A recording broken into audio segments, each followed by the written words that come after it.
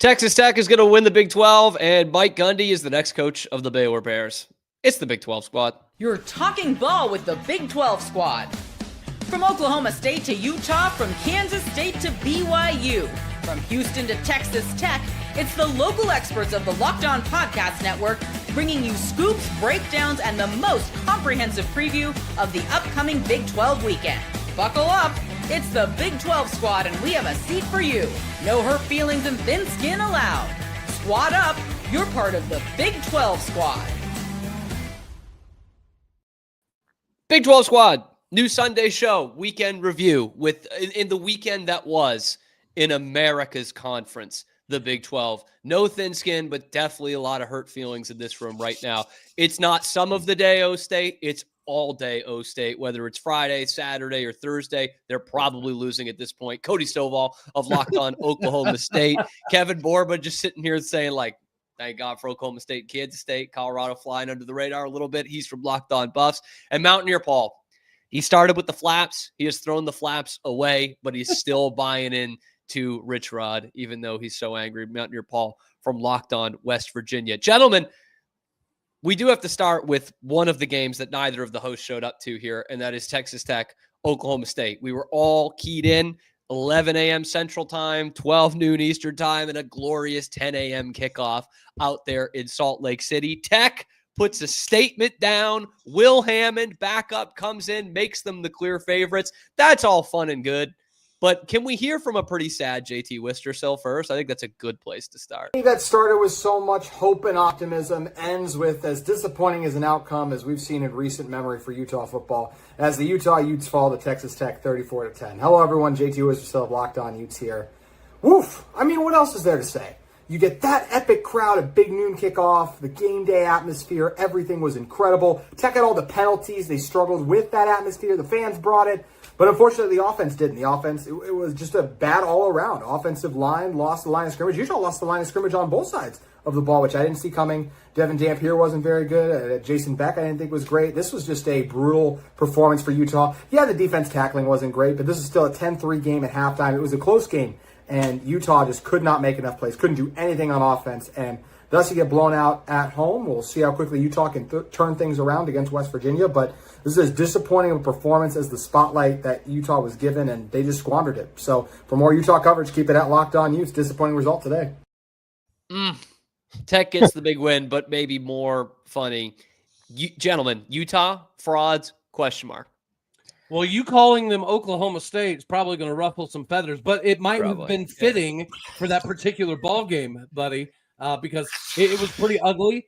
And the fact that they couldn't get anything going in the fourth quarter, it just showed that Texas Tech is as advertised. I will admit I was very impressed by Will Hammond. I've been a massive Baron Morton proponent of their success because of him. But, dude, Will Hammond's ability to escape the pocket, throw off platform, hit people in stride was extremely impressive. Yeah, Texas Tech definitely looked like they were the team to beat, although I would say that KU looked pretty remarkable in their performance as well. I think we joked about it in the chat, Cody, like when we were texting though. And I think I said Will Hammond just Wally pipped Baron Morton because I do think I was really impressed with him. Wouldn't it be Baron Morton Wally pipping? Will Hammond's Lou Gehriging.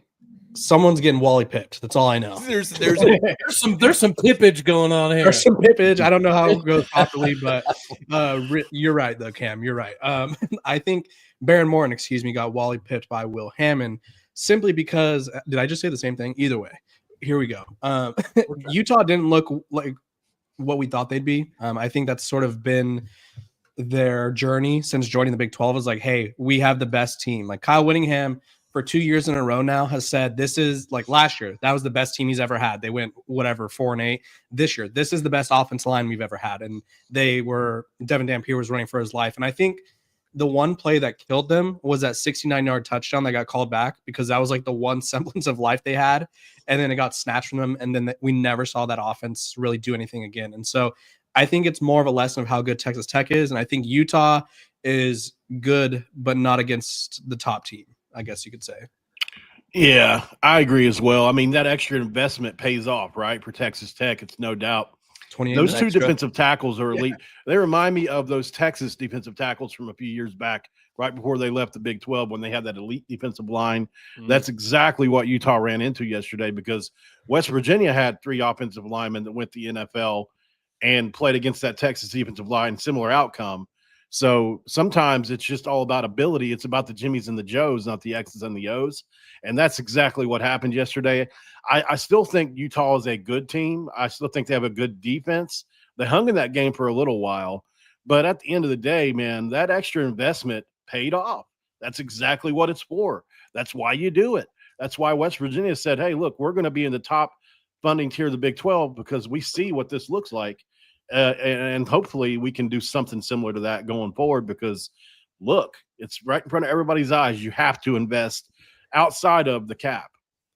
What Paul is saying there is Ren Baker needs to come on home to No. That's exactly. I heard that. I heard that too. Yeah. If you read between the lines, you get that. I think he actually said it. Chris Level was buried this week. Buried this week for his take on Utah just not being the toughest place to play. I think he called it basically a neutral site game. So Dax is asking the question that matters here. Is it Bryce Eccles Stadium now? It's got to be. They need to change the name to that. They harassed Chris Level. They harassed our poor friend Chris Level. They went after his family. They went after everything about him. And you know what he does? He waits until Texas Tech gets that dub and tweets. I forgot what he tweeted, but it was like a one-liner. Humble as ever, Chris Level. Masterclass, like I do now. That's what he's put. I do now. Because they were talking about, are they ready for I'm ready for Bryce Eccles Stadium. Yeah. And, masterclass by Chris Level. I think that's sort of been Utah's thing, though, is they run their mouth and then it doesn't go their way, right? In the Big 12, yeah.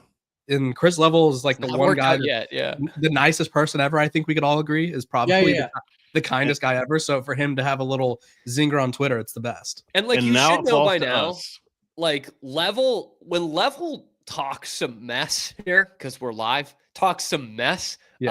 He doesn't just throw that out willy-nilly, man. Like he's got some conviction when he's talking some trash. And the dude was right. The dude was right. Him. That's what he said. They said the Hamburglar comes in and saves the day, man. Yeah. I mean, so that makes Tech probably the favorite for most people in the Big 12 after 1.5 weeks of Big 12 play here. But Mountaineer Paul, I want to go back to what Cody said a little while ago, and I'm wondering if there's an alliance between you guys now with how the first month of the season has gone.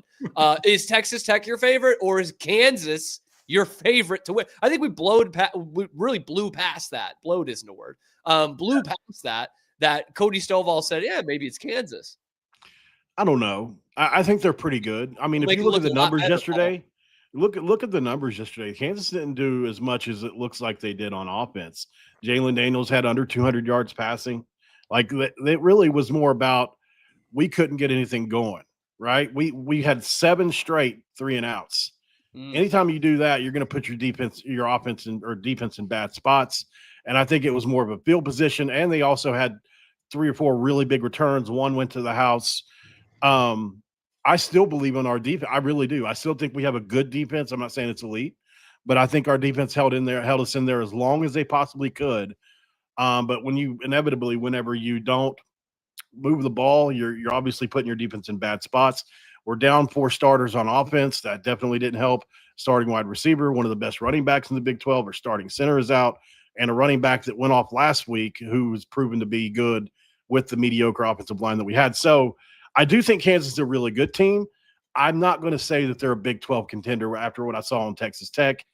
And obviously maybe alongside Texas Tech could be a question.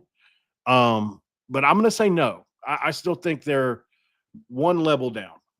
So do we all just think I love Texas you Tech like, and then everyone else is that the vibe I'm getting here, Cam? It's kind of how I feel at this point. That's maybe a little harsh on new guy Nick, because Iowa State didn't play. I still think those two are really the top 2 for me right now. Yeah. I would support. I mean, it's also week 1.5. You love Big 12 play. So. TCU looks good too. TCU, that's a good point. TCU looked very good. It doesn't look great for Baylor that SMU and Auburn lost yesterday. Fantastic. And Baylor lost too. But yes, TCU right in that mix, man. They got the quarterback. They're playing well. They They beat an FCS team in week 1, but they've bounced back nicely since then, and won the Iron Skillet. That's a good point, Bor, but TCU's got to be in that discussion, fellas. And you should hate the SEC officials now too, because they cost Auburn a win, right? So you should be banging the table for the SEC officials to be punished, because Auburn plus 6.5.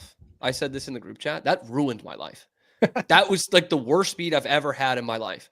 Okay, I'm literally sitting there. We got to go to break, but I'm sitting there. And Oklahoma misses the 2-point conversion. They're up 5, and Auburn just keeps getting backed up. And it's like less than a minute left. And I'm like, okay, at least they're not going to score, right? It's like 4th and 23 at their own 5-yard line, but at least Oklahoma's not going to score. Like, they're going to turn the ball over on downs here, and they're just going to knee out the clock. And then that stupid, useless Jackson Arnold, man, he just takes a safety. What are you doing, man? You what wish you were him, though. You wish you were him. 5 to 7. Are you kidding me with that?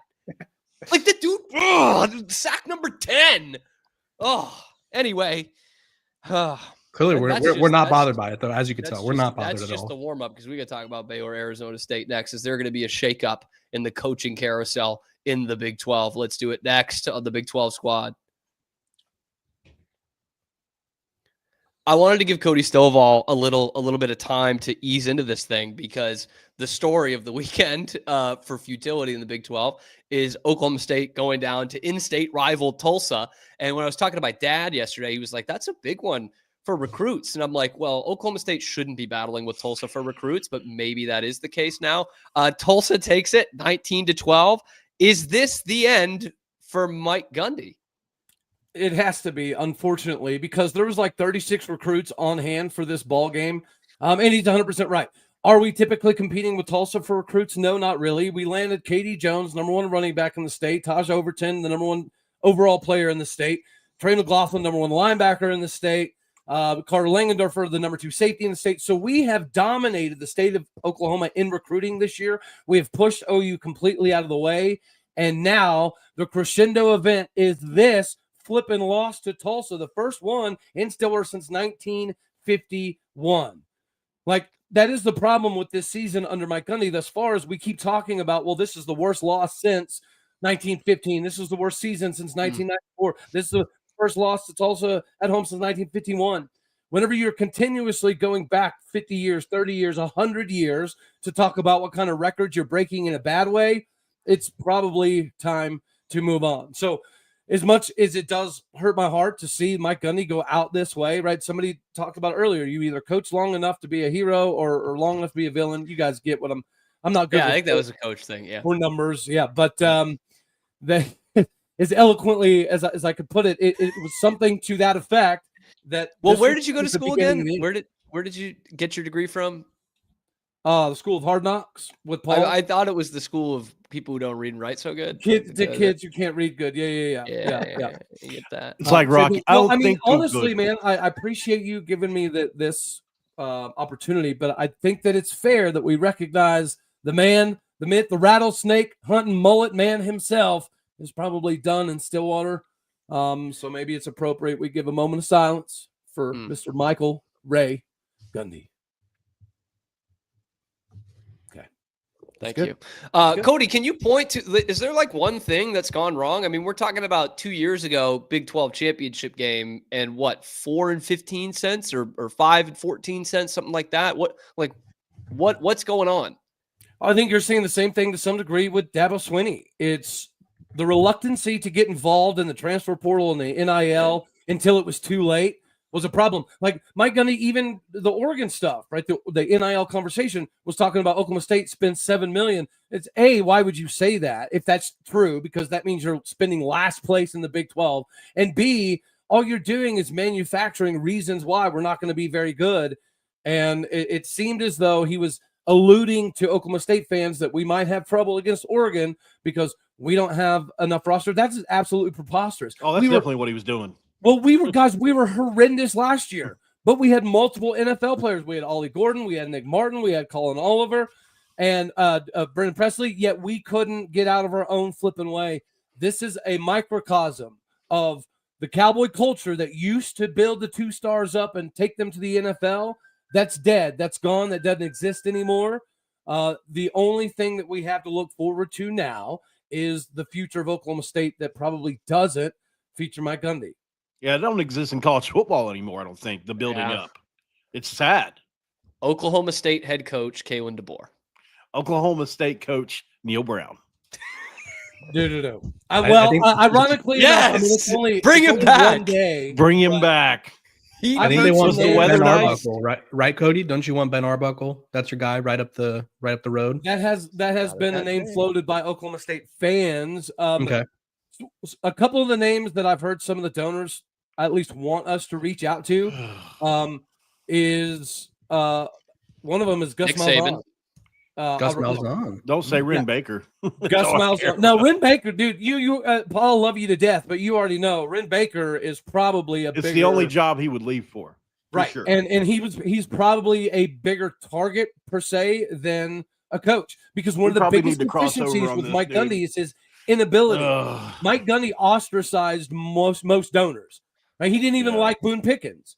And so Mike Gundy doesn't believe that donors should have a say. Mike Gundy doesn't believe that donors should be involved. Unfortunately, in this new age of college football, it's a necessity. And Ren Baker recognizes that. So while Oklahoma State struggles in the coaching department, we've also struggled in the raising money department outside of concerts. And part of that is because Mike Gundy doesn't want to work with any of the donors. So they're not going to give more money for somebody that they don't feel like is invested in them. It's a crazy world that we live in right now, but the donors do have a say in this thing. But Gus Malzahn was the craziest name that I'd heard. Golish over at UCF is also a name that some of the donors would be a good one. Reach out to. Jimbo? I think Jimbo would be good. Jimbo. You could pay him less because Texas A&M's still paying him. he's double income. Yeah. John Summerall. John Summerall was another name that I saw pop up last night. See, those are all like Golish is good, but I think he's waiting for Billy Napier's days to be done, right? Because then he could just slide up the road. And then Summerall, I think he's a Kentucky alum. So if they pull the plug on Mark Stoops, he could go back. Now that just depends on if he wants to. Colin Klein would be pretty good too. You could steal somebody from Kansas State if they really want to come home. I like the Colin Klein idea. I'm still in on Arbuckle's the Zach interesting too. Yeah, I mean, he obviously. Not only has Arbuckle not been a head coach yet, but like 6 years ago, he was coaching Seminole High as an OC. I think that was 2020. Worked with Bailey Zappi at Western Kentucky, worked with Zach Kitley as a coach there, then gets Mateer, Washington State, and OU. A guy who can recruit the FW potentially because he's going to have to do that in Oklahoma. But this is also only year one at Oklahoma, and that's just an interesting one to throw out there, Cody, Ben Arbuckle. Yeah, no, I think he's definitely on the short list. What about Belichick? Nicky? Throw all of them, man. Does Jordan have to come? I mean, yeah, she'll work with the donors. Will she not? She probably would. She'd probably help with the donors. Yeah, Kodal Nicky should be up there. I don't know that we could afford Kodal Nicky because what he's making as a coordinator at Penn State is probably near the range of what we would try to offer a first-time head coach. Speaking of Belichick, how about this, Cody? I've thrown it on the rundown. Let's just throw it out to you now. Like at this point in the season, should Oklahoma State and Carolina just play 8 times for the rest of the year? What do you call it? The Special Needs Riri McGee Bowl? I mean, I guess you could. I mean, if you can brand it. You could call it the Pac-12 because I think Oregon State and Washington State play twice this year. that should be like, this should be a punishment, man. Like whoever, it's like finishing last in your fantasy football. Whoever finishes last in a real conference has to make up the Pac-12 next year. Well, and they're all over the country anyway. And that is precisely why I don't think Oklahoma State can do what we typically do, which is wait, right? We waited in basketball until the end of the season to fire Mike Boynton, which put us kind of, in the rear view mirror looking forward. I don't think we can do that. There is going to be a lot of conversation that Mike Gundy is the GOAT. He is the GOAT. He's the legendary coach that deserves a statue. But I think letting him finish the season sends a terrible message. I think that does more damage to the recruiting class than positives for the recruiting class. So Oklahoma State doesn't fire people midseason. I mean, it does not happen. We never do this. He's got to punch a player. He's got to pull a Woody. If they do, they got to wait 5 games so that way nobody can leave. Punch a player, right? Because I'm telling you, it's a good way to get out as a legend. Kevin, I almost feel like that some of these players got put in a pretty bad situation, and so some of these players probably deserve a ticket out. As much as it pains me to say that, right? I don't think waiting that 5 games to prevent people from leaving is the right recipe. We're in the burn it down and build it up from the ashes mode anyways. Yeah. So I think that there could be some people that want to leave in the season. But I can tell you this, I talked to a few players the other night, and the players are mad. I'll give you one thing. We were down to Tulsa at halftime, and there was players in the locker room talking about what jewelry they were going to buy. I heard this directly from other players. And I was like, if that's the state of the program that we're in, then we just need to rinse it away right now. We just need to wash it away. Maybe it's not the worst that some of these guys hit the road, right? Right, exactly. That's my point. That's sort of the defense with all these coaches being fired is you want to wait at least 5 games because if you fire them after 4, all these guys can redshirt and leave. Like the guys could still leave, but obviously they'd already lost the season. Now that's the slimy part of college football, but it is. Yeah, because like in reality, he probably deserves to coach the season because of everything he's contributed. But we live in a bottom dollar society in college football where you can't. Yep, it's a business now, and that's the way the Board of Regents is likely going to view this. It is the business, and the same thing. Whenever you're replacing a major CEO level of dude, the longer you wait, the more turmoil it creates, the more instability it creates within the office place. I think it's going to be the same. The locker room is a disaster right now. Another fun one I will leave you with is anybody at that game on the front row in between the 40s behind the Oklahoma State bench, they heard this. There was OSU defensive players talking shit to the coaches and the players very loud. They weren't being quiet, saying stuff like, why don't you just put us in? We can throw the ball better than our own quarterback. When that stuff is going on, the season is done. That sounds lovely. The coaches are cooked. Got a bad culture there. That's what it comes down to, right? And like, well, that's the hard part about losing preseason. If you bring in 60 transfers, it either goes really well and you win 12 games, or it's a disaster and you win 2. Mike Gundy might not be the only coach in the Big 12 that's on borrowed time right now. And Kevin Borba's Colorado Buffs are kind of sneaking up on everyone a week later. Let's do it next on the Big 12 Squad.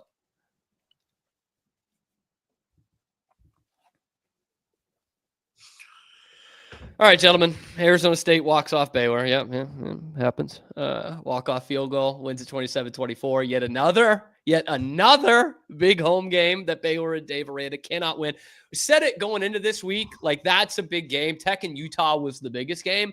But this one, Baylor, Arizona State, we'd probably find out who, even though, again, week 1 in the Big 12 for both these teams, would find out a lot more about these teams and who was going to be legit. So it was a sloppy game all the way around. Baylor lost the turnover battle by 3, gifted Arizona State 9 points. They win on a walk-off field goal. Are the defending Big 12 champs at Arizona State after a bad loss to Mississippi State for real in this conference in 2025? I think they've taken a step back by far. I don't trust that impressive. Yeah, I don't. I was watching the game. They're good, but like I don't think they're what they were last year. And I would think that'd be more of a question for you. Is like you watch them that game from start to finish. On a scale of 1 to 10, how much do you think the Baylor Bears should have won that game?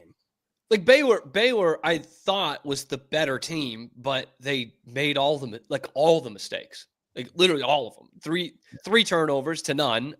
They didn't force one. 2 fumbles and a pick, both of them on the plus side of the field for Arizona State. And this was the best that the defense has played all year. It's actually Dave Aranda's best game all year. And they still lost, just they can't have the offense and defense going right at the same time. So people will take that as me being a sore loser, that I'm like, yeah, Arizona State didn't look like that great, but that's just more of an indictment on Baylor, man. Like that was a bad loss. You absolutely should have won that game. And so I look at that and I'm like, well, you got worked by Auburn at home, and that was fine when Auburn gets into the rankings, but then they lose. Okay. And Jackson Arnold again, didn't look all that great. And then SMU, great comeback win, 14-point deficit in the fourth quarter. You come back and win. Well, they've played 2 real opponents this year, and they've lost both of them. So doesn't look great, fellas. Not going to lie to you. It doesn't look great. Is Dave Aranda's time done? Is he on that Mike Gundy clock? The people. By the way, I just got a text that said they might not wait till Monday. We might have an announcement today. Oh. Mike Gundy fired today. I got a text that said they might not wait till Monday. We might hear something today. Live on the Big 12 Squad right now. That's Cody Stovall all day. O State. What I just got. Fellas, This could be huge. We could be witnessing the end of the era potentially of Oklahoma State football right before our eyes. Yeah, that's pretty crazy. Yeah. I think a lot of people don't even realize, Cody, that he played quarterback there too. Like he's like legit responsible for like a majority of the program's success. Well, and Porba, the worst part is the offensive coordinator, Doug Meacham, was one of his offensive linemen. Doug Meacham blocked for Gundy and Thurman and Barry. Oh, yeah. As far as go ahead. I was going to say, can I give you guys like a hypothetical here? Can I give you Coach A, Coach B kind of thing? All right. Looking at the last 4 seasons here. All right. Coach A in the last 4 seasons, 20-22 for a 480 winning percentage, 2-0 in bowl games, but 0-9 win seasons and 0 conference championship appearances. Okay. That's Coach A. Commit that to memory. Coach B over the last 4 seasons, 19-23. That's a 450 winning percentage, 0-2 in bowl games, 0-9 win seasons, and 0 conference championship appearances. It's a what have you done for me lately business. Would you fire both Coach A and Coach B? Yes. I'm scared to know who one of them is because I feel Coach A would have a better chance of sticking around than Coach B. Yeah. But I'd give Coach A another year, but Coach B, I don't know. I'm scared to see what these coaches are. So if I go back one more year and that coach had 11 wins, would that be Dave Aranda? Well, Paul. Oh, whoa. I thought we said no 9-win season. Coach A, not in the last 4 years. Not in the last 4 years.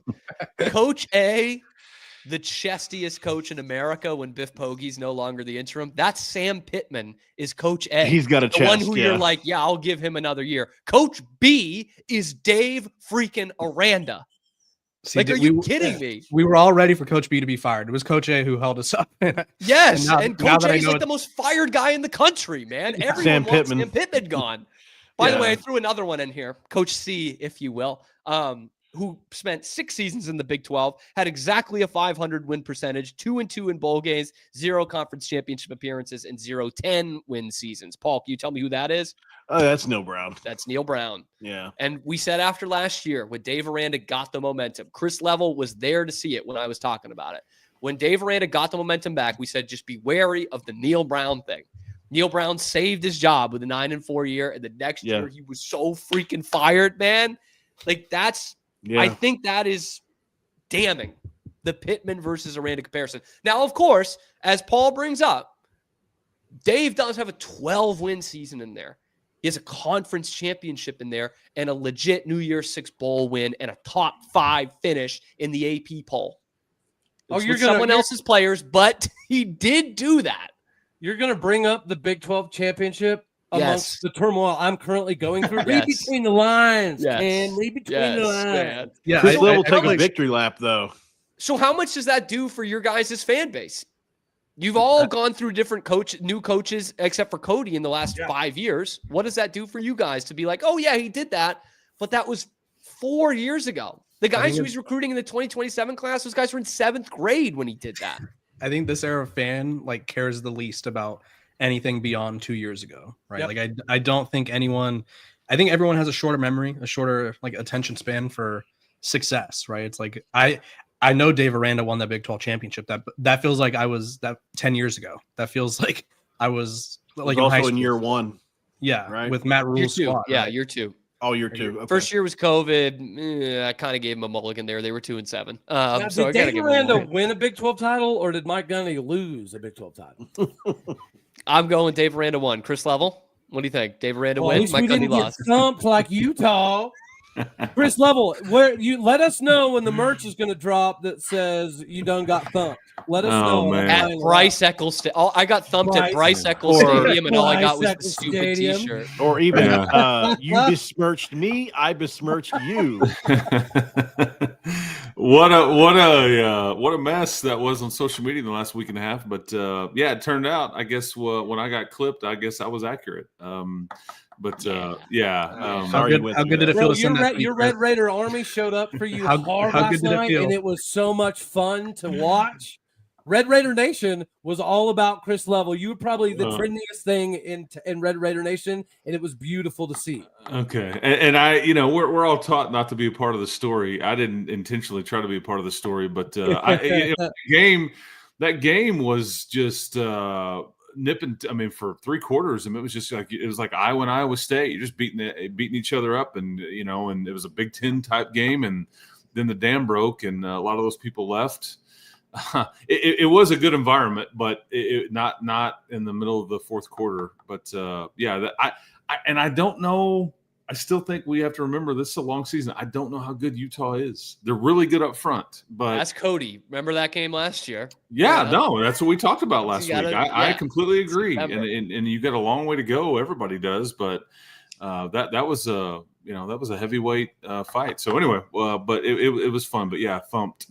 Big 12 favorites, man. September, but Big 12 favorites. I mean, they are. I still. And I've maintained all along, I always thought Arizona State was this. I just think they have everybody back. It's their crown. I like that. I don't know why. I think they're one of the best teams in America, if I'm being honest. Well, Cam. I was wondering how that not enough was made in the league circles about how big that game was in Waco for just like the league race. That was nothing. Your game in Waco last night. But I think that I always thought Arizona State would be Tech's toughest game on paper because they don't play Baylor, they don't play TCU, they don't play Iowa State, and the concerns I had about Utah are still there. I think they lack weapons on offense. I think they're really good on defense. And Dampier, he kind of looked pretty normal yesterday. And was that all Texas Tech? Was that I don't know, but I think that it's fair to say like a Tech and an Arizona State and Iowa State, maybe even a TCU belong in a different conversation, at least on this morning. Tech, is this the best defense that we've ever seen in Lubbock? Yeah, I mean. They were, in 2008, they were legit on defense too. I mean, there was a reason that they were legit. They had draft picks on that defense back in 2008. And they've had good defensive players. I mean, it's funny because everybody jokes about Texas Tech's defense. I mean, Jordan Brooks was a first-round linebacker a few years ago. Tyree Wilson was a first-round defensive end a couple years ago. But collectively, this is the best in 15, 20 years by far. And they really have guys at every level, and they have guys standing over on the sideline that were starters last year for this team or somebody else in this league. Do we know exactly how much Texas Tech spent? Has that actually been published? Like, we know they spent up to the cap, and then outside of the cap, is there do you have any idea? Here's what I can tell you. I would love to know. This is 100% fact because I was standing. I just interviewed. I was waiting to interview Coach McGuire for post game on the radio, and I was waiting in a hallway by myself. And Cody Campbell walked in. He was there, and he was waiting to talk to Joey before Joey went in the press conference. And he was there, and he enjoyed that win as much as anybody. But here's a conversation that Cody and I have had about this. This is 100% fact. They have spent what you see out there about $55 million. That is an accurate figure, but too many people have taken that figure and don't understand what it is. That is what they've spent on their athletic department NIL, but that also doesn't count your rev share. So you're still, right. So that factors into that number, right? And then because I did 2 radio interviews in Salt Lake City that like they spent $55 million on the football program. No, they didn't. That's basketball. That's softball. Which is the number 28 more accurate? Because that's what On3 has kind of said. Yeah, 28 is what they put out on football. But yes, and some of this was front loaded, so they can play the portal game. They can play the portal game this December or January, as it would be, and they can spend a lot more rev share than other people because they didn't. You follow me? It's kind of like of course. They paid it all up front, and so I think they were just trying to take advantage of the rules that were present. So they did. A few teams did it, but they weren't the only one. That's what I think has bothered the people around here. It's like everybody acts like they're the only ones that spend any money or as much and all that. That's just not the case. That's Rich Rod said we did it. That's the go-to excuse for every team now. Chris is like, no, we didn't buy our team. We actually tried to build a culture here. Yeah, you should have. Kevin Borba has been here for 35 minutes, and we have not talked about the Colorado Buffs yet on this lovely Sunday. And they were. I like those black unis, Borba. Those were slick looking, man. I did too. I like the black unis. I like not benching your transfer quarterback. I liked it all. Nice. And you beat a legitimate football team. Wyoming's typically a pretty good ball club. Well, let's lay this out to add on to what Cody just said here. Look, you beat Wyoming fairly convincingly, and then the next week you're basically playing a backup quarterback. Bear Bachmeier was not going to be the starter. Does that mean you're going to get thumped on your home field though? Because Utah just did the same thing. I think Colorado has to take everything week by week. Honestly, it's been a whirlwind of. This is a tough couple of weeks, Borba. This is a tough everything stretch changes. coming up. Utah all of a sudden looks like the most manageable in the next 4 games. TCU on the road, and then Iowa State at home after that. And BYU still on. I think BYU. Yeah, BYU this week. Yeah. So it's tough. I think Colorado is just trying to survive each week. I think Deion Sanders got proved wrong by his own quarterback, right? I think when you bench a guy who I don't know how much they paid him, but they paid him to bring him in, right? You paid for him to transfer in, and then you bench him after 1 game and 2 drives, and you're just like, oh, you're not our guy anymore. And I just don't feel like they handled this quarterback situation well at all. I think it kind of hindered their growth in terms of finding their identity, because I think if you ask 10 people who cover Colorado what their identity is, you probably get 10 different answers because no one knows. But the Wyoming solidified though, is your quarterback solidified? Who even has a solidified quarterback these days? Tech has 2 of them. Does Texas Tech have one? No. Right. So I think, and you know what though, you do. That's a joke, but rarely does everybody roll through with just one guy. I mean, it just doesn't. Whether it's such a Tech thing to say. We've been repping 5. Well, but it's the truth. I mean, it's all the time in Lubbock. But I mean, Baylor didn't even have one guy last year. DeQuan Finn was playing that game at Utah last year. Where's he at? Like Miami of Ohio now? He went back to the MAC. I think that's. Yeah. They just lost to UNLV. UNLV's first East Coast time zone win. Shout out to the Rebs. But I think for Colorado, I just think they need to chill. Like just pick a decision. I mean, it helped that Netflix and chill is what I hear Borba saying. Netflix and chill. Maybe. I caught him doing that one time. Maybe. Fellas, this has been a great maiden voyage of the Big 12 Squad Weekend Review, which will come at you around this time every Sunday. Yeah, Cody, let's do it.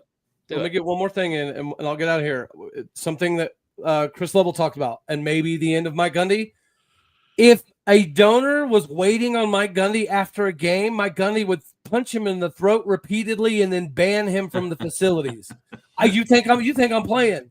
If Mike Gundy heard of donor waiting to talk to him, he would lose his ever-loving mind, and that shows you once again in this world of NIL, we are very disconnected from where things are. Yeah, you got to be aligned, man. You got to be on the same page. Jet Duppy for life. That was almost like NIL was really in its infancy, Chris, when Tech makes that hire with Joey McGuire. Yeah. But I mean, personality-wise, again, we got to see it come into a 10-win season, right? Mm-hmm. But personality-wise, perfect hire at the perfect time, wasn't it? Like for aligning and dealing with all that. Yeah, he is a connector. He is a culture builder. He is a energy. I mean, yeah, you're right. I think he is able to manage, and it's not easy. And he's been able to adapt. And I mean, it's just because that's what this requires. You got to be able to connect to the janitor and the biggest donor and like put it all together. And then you've got to take all these new pieces and squeeze it together and glue it and go, okay, we can be the best version of ourselves. And that's difficult to do. Not everybody can do it. But it's working here so far. But you're right. There's plenty more to still try to prove, and you haven't done anything yet. And I just want to say, Jake's not here, but I appreciate all the new BYU fans that I have out there. Much respect to Coug Nation, man. Yeah, that's right. But my enemy is a friend of mine, right, Chris? That's right. There you go. Look, I mean, and they probably belong in that conversation as far as a potential contender as well. They've done nothing wrong. They haven't done anything to show that they don't. Yep, that's right. Oklahoma State quarterback wears number 47. It's so hard to take it serious. I love it, man. It's so hard. It's perfect. It's not even just that it's not a quarterback number. It's 1940. It's that it's an ugly number. All right. Otto Graham at least had a nice round number. I think it was number 60. Okay, that's a good number 20 round number. That's perfect. Doug Flutie, 22. Like awesome number. At Permian, they only wear 20 or 25 for their quarterbacks. Wasn't that Flutie's number? 22 was Flutie 22. Yeah, yeah. Is that a thing? The Permian thing? Is that real? Yes, the Permian Panthers. If you're up in your Friday Night Lights, the quarterbacks always only wear either number 20 or number 25. But what I'm getting from this episode is Oklahoma State head coach Jimbo Fisher, Baylor head coach Kalen DeBoer, Texas Tech head coach Rhett Lashley, because Alabama head coach Joey McGuire. This has been and will be again on Thursday and next week, the Big 12 Squad.